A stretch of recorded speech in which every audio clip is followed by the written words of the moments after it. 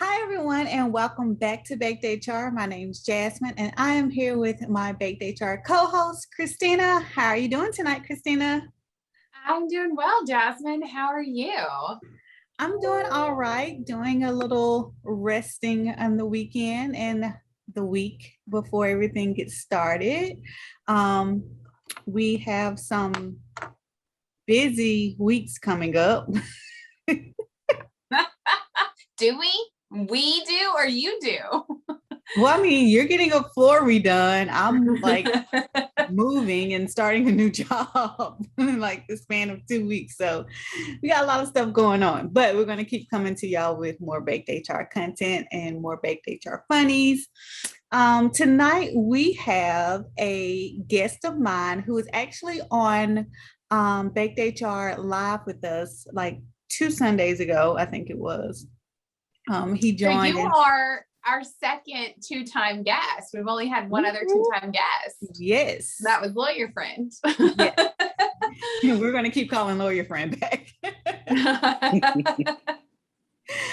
But Alfred, introduce yourself. Tell the people of Baked HR a little bit about you.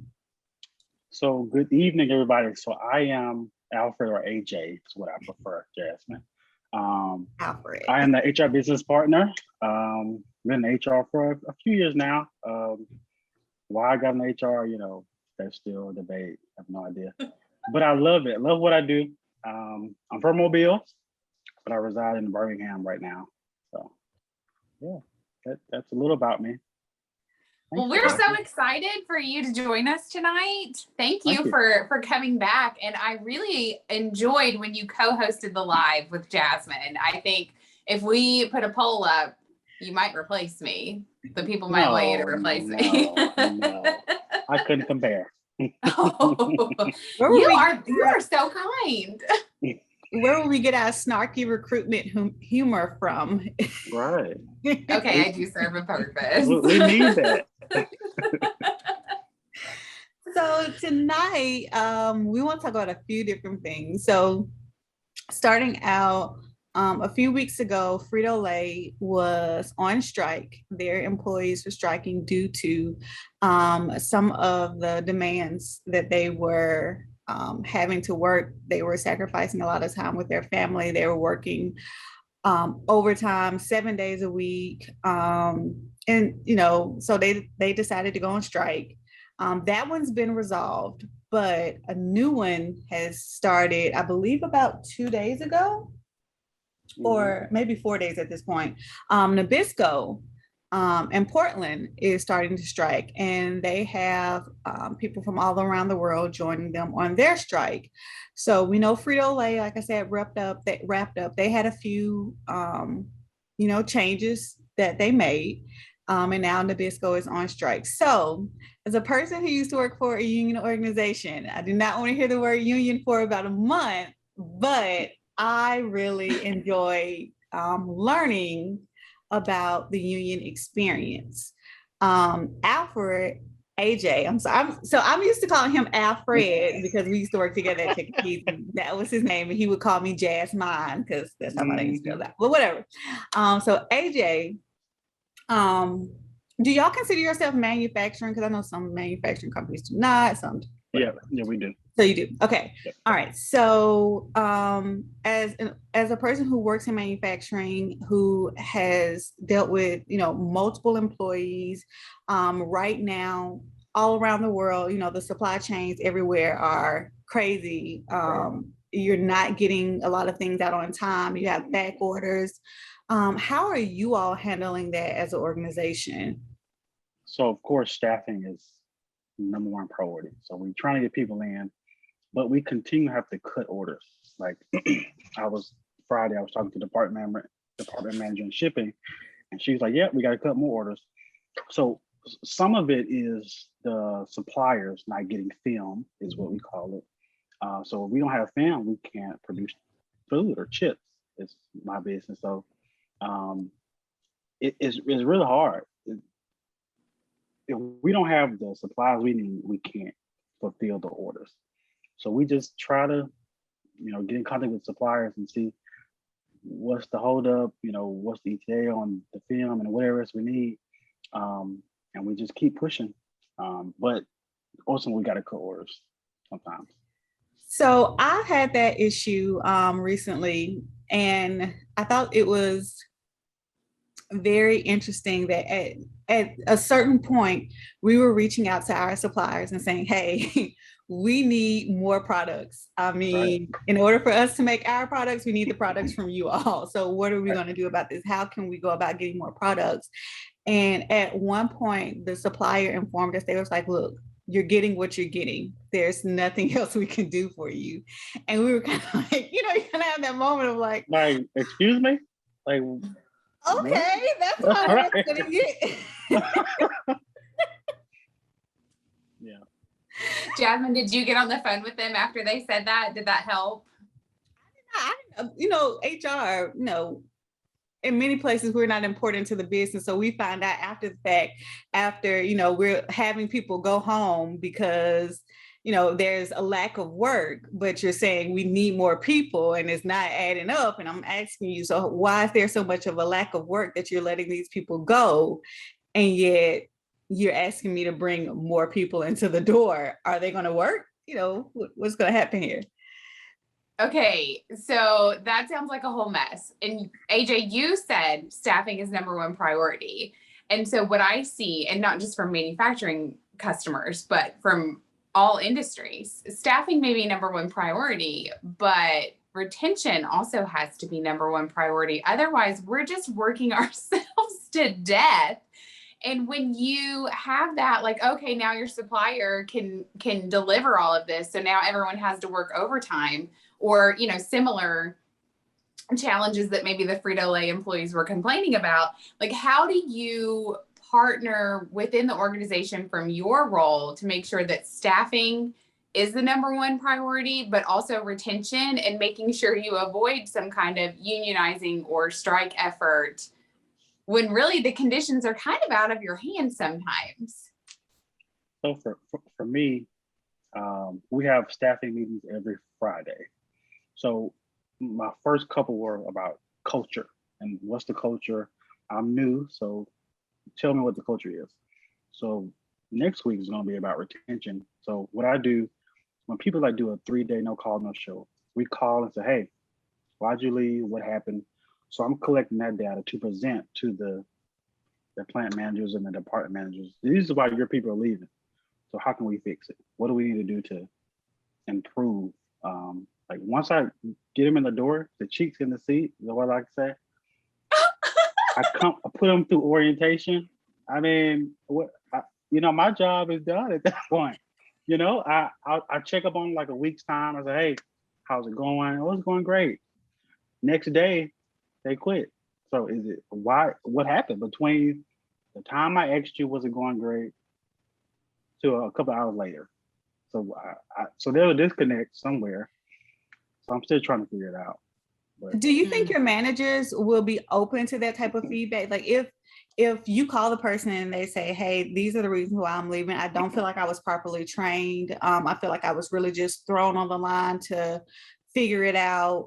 Maybe I had a buddy with me, but that buddy, really didn't speak well about the organization and tell me good things about the organization. Do you think your managers will be open to hearing that type of feedback and doing something about it? So they will have excuses for sure, but right now they won't have a choice. I'm going to have to tell them, look, this is what people are saying. And of course we have those bad apples that just have a bad attitude and they just don't want to work. But some people that I brought in, surprisingly, they're gone. And I'm just like, man, the interview was great personality. I mean, real bubbly, but then you quit. I received an email Friday about a text message from a manager that I'm gonna have a conversation with tomorrow or Monday about the way he talked to her. It was ridiculous. Mm-hmm. And I'm like, this is one of the reasons people are leaving. I mean, look how you text her some really nasty stuff. And I was just like, man, this is the reason. Nasty as in hateful, or nasty as in harassment, like sexual harassment? So more so hateful. Oh, okay. Yeah, like you use a few, What is the few, by that? He used a few curse words and just like for no reason. Okay, so let me ask this then. This is going in a way that I'm so curious. Okay. So everyone's stressed out. You can't produce, you're cutting orders, your suppliers aren't delivering everything. They're probably, in my mind, having the exact same scenario and conversation with whoever their suppliers are, right? So your managers are stressed. So what is HR or leadership in general doing for your managers to kind of hijack that stress so it doesn't show up again as curse words to a new hire that's like, what did I just get myself into? Do you guys have anything in place like that? Or do you have some ideas for people who might be trying to figure that out right now? So we are, for me, like me and Jazz talked about on the live, I'm a department of one technically. So this coming up Thursday, we're having a ice cream day. So there's gonna be an ice cream truck out there, and you just anybody go and get whatever you want. And that's include the leadership, but the plant manager, me and him has to partner to figure out, okay, your leaders they're stressed out, like you said, they're like up to here now, and they don't know what to do. So my idea was just take them all out, like on like either Friday night or Sunday when no one's working, and just let them decompress. I don't know, just something to show that they appreciate it. So one of them mentioned that in one of our staffing meetings. He said, "So what are you gonna do for us?" And it kind of like caught me off guard. I'm like, man, wait a minute. I'm still going through the motions. So he had a good point. And I'm all for appreciating the managers because they go through a lot. But the plant manager has to initiate that in my mind. I mean, I can support and help, but he has to do the first step or take the first step. So I sympathize with you for being a department of one. You can only do so much. So for sure, I agree. Like the plant manager has to probably drive that initiative.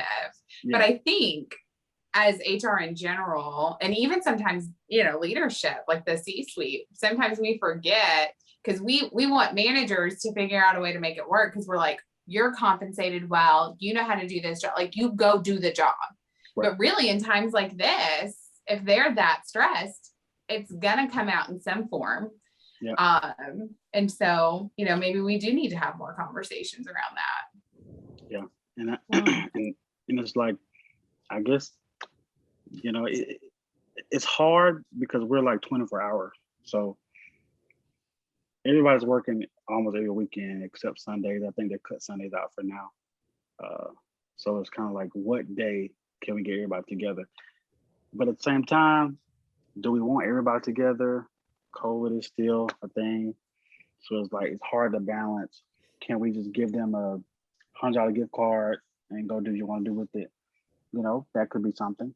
But we need to, and Christina, thank you for reminding me. I mean, we need to do something fast before we lose a few. So. Yeah. Because, I think a lot of people through this burnout phase, because I think a lot of us are up against it, right? We're just like, okay, let's quit our job. Let's quit our job and go get a new job, or let's quit our job and start a business in the middle of a pandemic, like a whole idiot or whatever.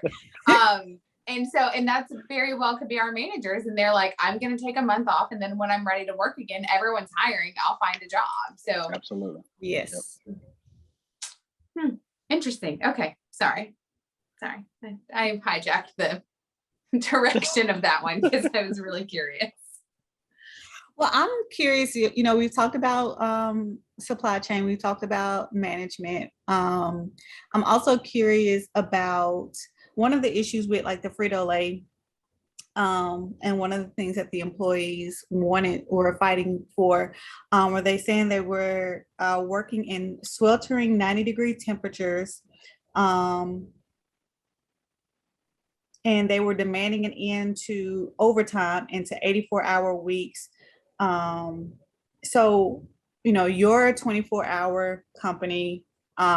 the organization I just love. I don't know why. I realized this the other day, but like we close everything down for like maybe an hour. Like we shut the machines off for an hour, and then the maintenance person comes back in and turns them all on for the next shift, just because of the way it was.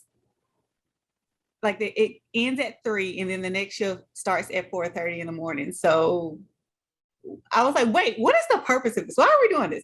So all of this to say, what type of conditions are we, allowing our employees to work in? What are we trying to do? Like you said, the ice cream day, that was one thing that we did a lot at my previous organization. Is we tried to do every, like Wednesday of every week, we would try to do something different for the employees, whether it was ice cream day, whether it was a cookout, providing them with lunch.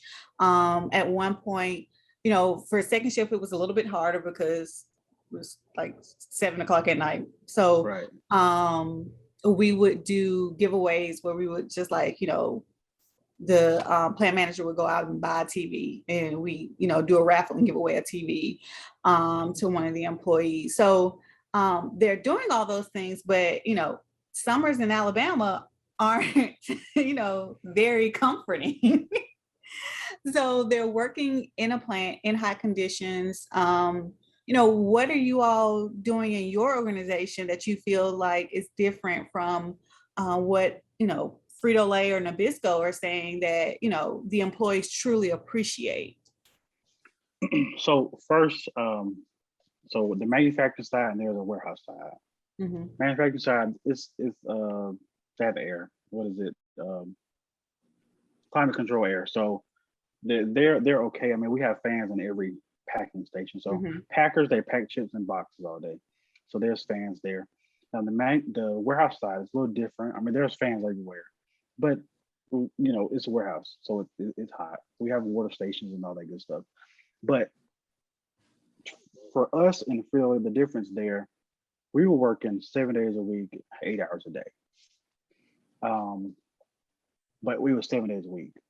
So I came in and we talked, the VP of logistics and the department manager of logistics, but a conversation, hey, we gotta somehow reduce the number of days they're working, because they were tired. I mean, they were complaining, and I think they did it for at least a year straight, like 7 days a week, 8 hours every single day, because the orders were coming. I mean, during COVID, people still ate chips. Okay? We did. We love the chips. So they were like, orders tripled and quadrupled. So when I came in, we was like, okay, what are we gonna do? So we thought of about 12-hour shifts, 3 or 4 days a week. So for example, your schedule could be Sunday, Tuesday, Wednesday, off Thursday, Friday, Saturday, or you work Monday, off Tuesday, Wednesday, go back Thursday, Friday. So it's 12 hours, 3 or 4 days a week. So you can get overtime because there's a sign-up sheet that says, hey, you want to work over, you can come in on these days, or you can just stick to your 3 or 4 days a week, and you still get roughly between 36 and 46 hours. So every new hire brought in, once we decide that, every new hire brought in is on that schedule. So it's been working fine, because in our mind, that's more of a work-life balance. We've had some employees say, well, I don't want to be off with my wife. I don't want to be at home with her all day. So he'll come in every day. I mean, he'll sign up every single week because he don't want to be at home, he said. So it's been working. We still have to transition everybody. But so far they're enjoying it, and we have people sign up every day. So they come in every day and working 12 hours, but it's their choice. Even the managers want to go on that same schedule. So the manager work 4 days a week every week. But they're on the team. So team one, they work Monday, Thursday, Friday this week. But the manager will work Monday, Thursday, Friday, and probably Sunday. But he'll work 4 days in that week. But so far it's been working. One thing that I do have to work with the department manager is making them feel more appreciated. Now I'm back there every day, speaking and, kissing babies, exactly. But, they see me, they talk to me, I'm good over there. But it's just the department manager, we got to work on getting her more involved and just saying thank you. That's it. So switching the shifts is working for us right now. That's interesting. So I come from an organization that is supposed to be a 4-day, 10-hour shifts. So Monday, Tuesday, Wednesday, Thursday. For the last year, they've been working 6 days. And pretty much just one department, like the maintenance department, has been working 7 days, like pretty much for a full year. But all 6 or 7 days at 10 hours a day? Pretty much. Like Saturday, they might, So people are getting 60 and 70 hours a week? Mm-hmm. Like Saturday, that's where this guy needs to go that doesn't want to be home with his wife. Right. Like he needs to go because that's a lot. It is. And like I said, Saturday they might do like anywhere from a 6 to 8 hour shift. Okay. But it's still, it's still a lot. And it's especially a lot for you have to think about where your organizations are. In the South, not saying that the North does not, but in the South, a lot of the organizations and a lot of people, especially in the smaller towns, they value family, they value their church life, they value making sure that they have time to spend with their kids. And as organizations, and we do sports year round. I mean, football and baseball are almost happening year round down here for the kids. Yes. And so for us to be, as an organization, taking that away from them in a sense, that's why a lot of them are saying, I can leave and go somewhere else. I might have to work, overtime on Friday, but I won't have to work overtime on Saturday and Sunday as well. Like right. The hours that we are working, and that's one thing that I've been trying to get through with my leadership is like the hours that we have to work. I understand we have to get products out the door. I completely get what you're saying, but I'm telling you that people are specifically telling you that they have an issue with the hours, that they have been working for over a year now. So what are we going to do about that? Absolutely. We're going to give them ice cream, Jess. It's not going to solve it. But you're so right. And they're still suffering. And so like AJ working with his team to say, okay, we've got to do something different because we know 7 days is too much. It's not okay. And so getting out of that, this is the way we've always done work, or this is the only way we know how to get our product out the door, and really looking at what are some other ideas. And I mean, you guys could try that. And if everyone came back to y'all and said, we hate these 12-hour shifts, I have faith that y'all would get back together and say, okay, that didn't work. What's another option we can do? Absolutely. And even before we went to the shifts, we had a meeting. Everybody said, hey, this is what we're thinking. Give us feedback. And then everybody was like, oh yeah, we had a few that was like, no, but majority was like, yeah, let's do it. And if it doesn't work, like you said, we'll come together. All right, well, that failed. What's next?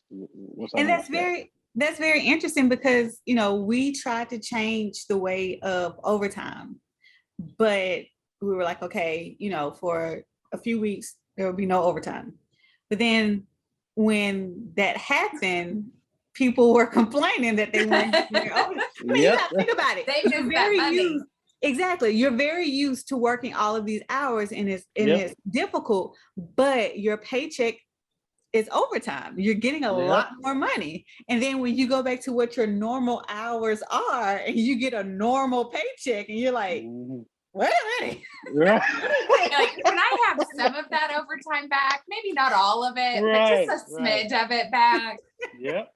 That's exactly like, this is good. This is why your employees have to be part of the conversation. If you get in a room together, you book the conference room, and it's just HR and the CFO and the COO making a decision, you're going to miss something. You're going to overlook something. And I can't stand to see like when companies want to, oh, well, this company did it over here and it looks like it's working, so we're going to do it. You don't know all of the insides of that company. If you want to find a solution that works for you, go to your employees. You don't have to do everything they say, but they're going to give you some good ideas and they're going to make you aware of things that you don't see from your role. Yep, exactly. Completely. That's one of the things, because as an organization with the union, we have a certain amount, a lot of people have like temp agencies helping them bring employees in, as well as regular employee, direct hire employees that we get directly through our ATS system. Right. And so in a lot of union organizations, you have a certain percentage of employees that can be temporary versus that can be as direct hires.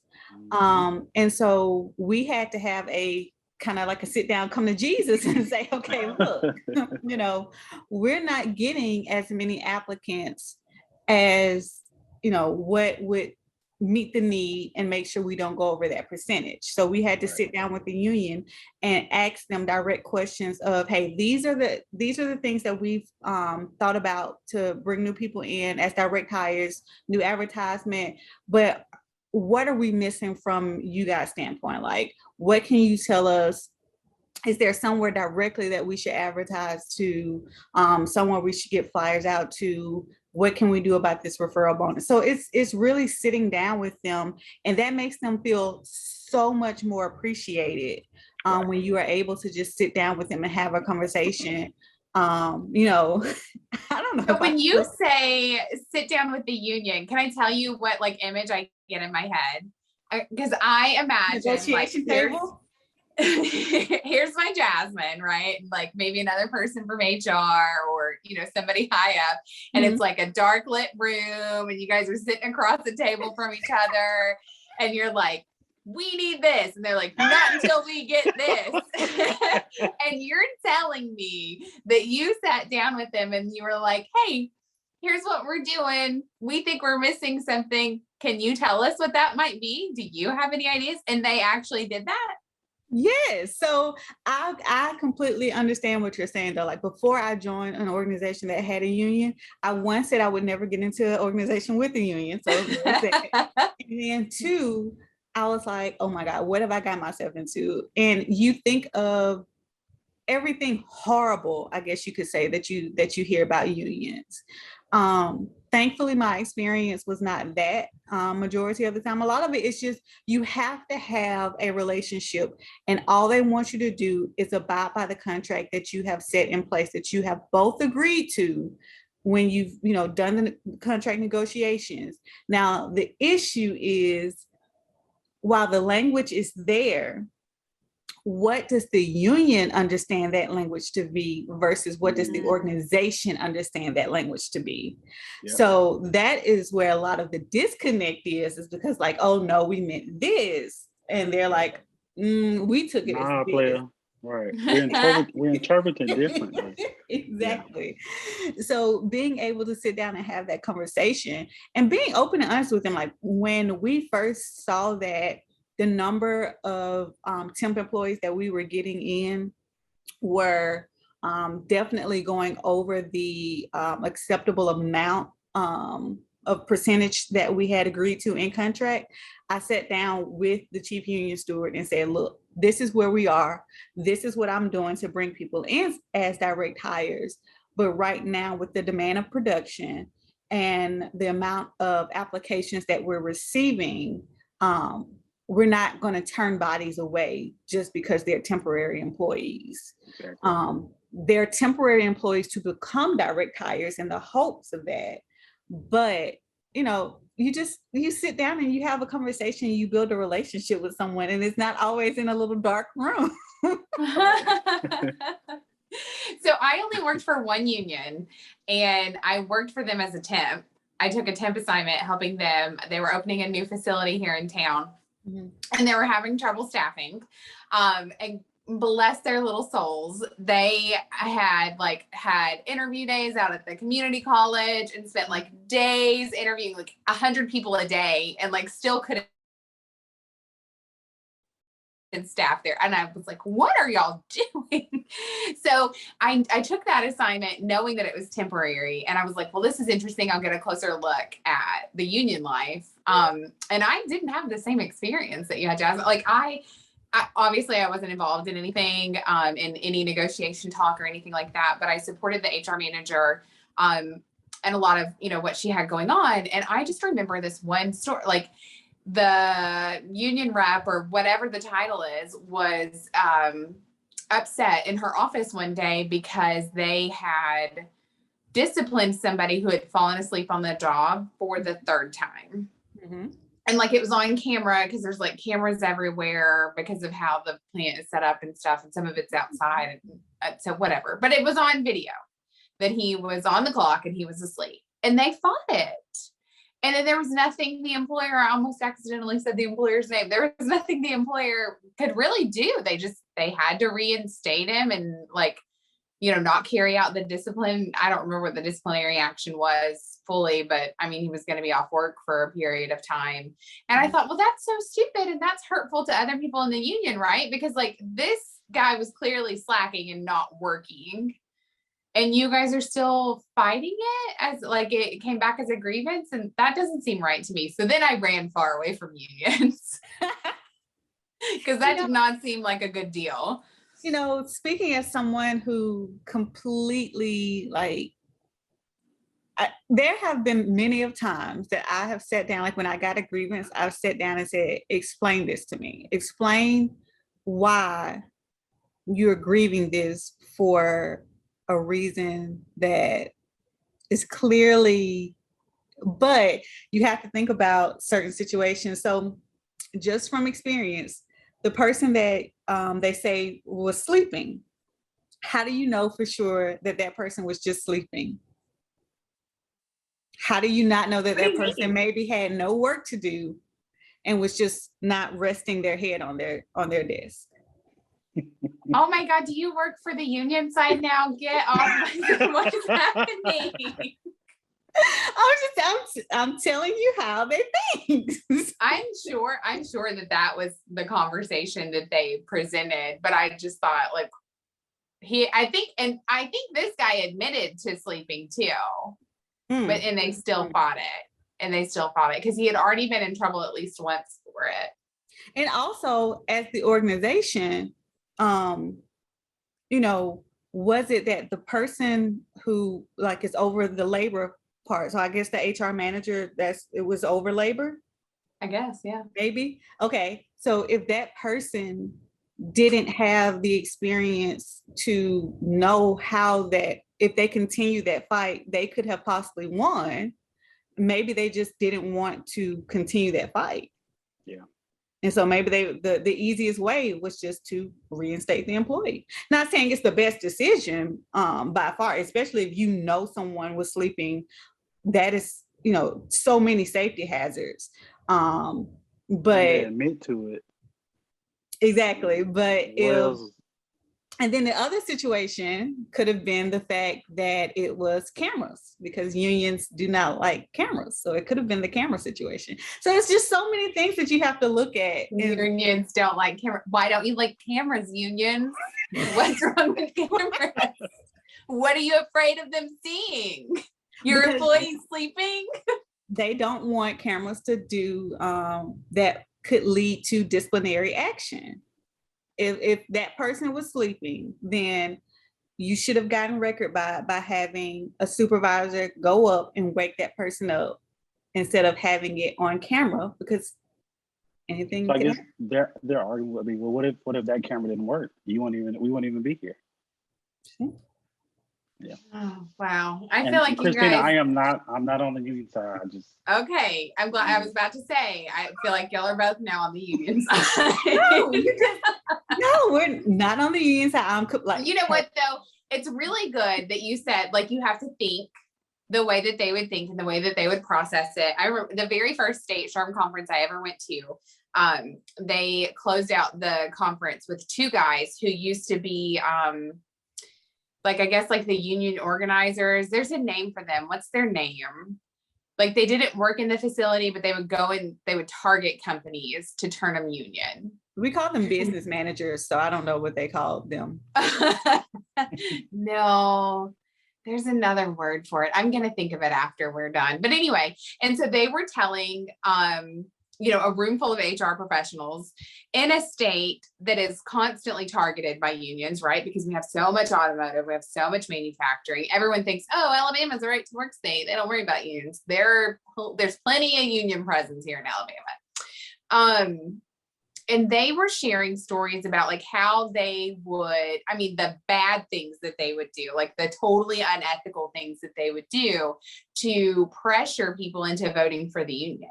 Mm-hmm. And stuff that I'm sure is totally not legal. And just kind of presenting that to the room of HR professionals to think like, hey, this is what your employees could be up against when it's time to participate in a vote. These are the kind of things that some people are not afraid to pull out. And some of it, I think, progressed throughout their career, that maybe this was fair game early in their career, but later on there was a rule against it or something like that. But it was just very interesting to hear how cutthroat it can become. And the pressure that employees might get. And it should just be more incentive and motivation, in my opinion, for HR professionals and organizations to just, take care of your people. I don't know why we have such a hard time acknowledging that if we take care of our people, everything else is going to work. It's not going to magically work, but it starts by taking care of your people. It's that simple. And I will say, like, as a person, like I don't want to hear the word union for like another month, but I am very interested now in truly like continuing my journey of learning everything union as an HR professional. It is very fascinating, and you do have to strategically think, continue to think like an HR person, but also understanding to think like the union. Well, and when I read these stories, like when I read the Frito-Lay story, I was like, oh shit, I got to stop buying Frito-Lay for a little bit. I need to support these workers, because sometimes like a strike is appropriate. And I'm reading the Oreos. I know, I'm reading this Nabisco one and they're like, it's going to slow down Oreo production. And I'm like, get these people what they want. Get them what they want.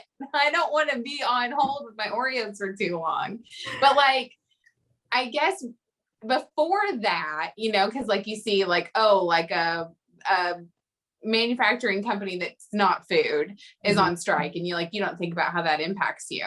But as soon as it's food, you're like, oh, wait a minute. Right. Or me, right. My little fat self. I'm like, okay, that's going to impact the Minyard household. How can I stand with these workers so they can get what they need sooner? Okay. So like they want the basic of things. Things that we should automatically be giving them. It's what they're having to strike for. I think that's what makes it so frustrating is, you mean they want to make more than $10 an hour working 12-hour shifts? That seems like that's right there. It blows my mind when I read about how much, and probably the same with Frito-Lay, but when I read like Nabisco profits were up, and they're still trying to cut like basic benefits and bonuses and certain overtime pay. And I'm like, how greedy can you be that your profits go up and you start taking away from the people who are getting your product out the door? Exactly. Yep. So that you can have those big profits. Like, we have so many things so backwards. Well, thank you for joining us tonight on BakedHR. This has been an amazing episode. Christina, see, I knew you were going to be able to stay away. I got no union knowledge, okay? But you guys are fantastic, and that was fun. And maybe for every time there's a big strike, AJ, we'll just have you back on.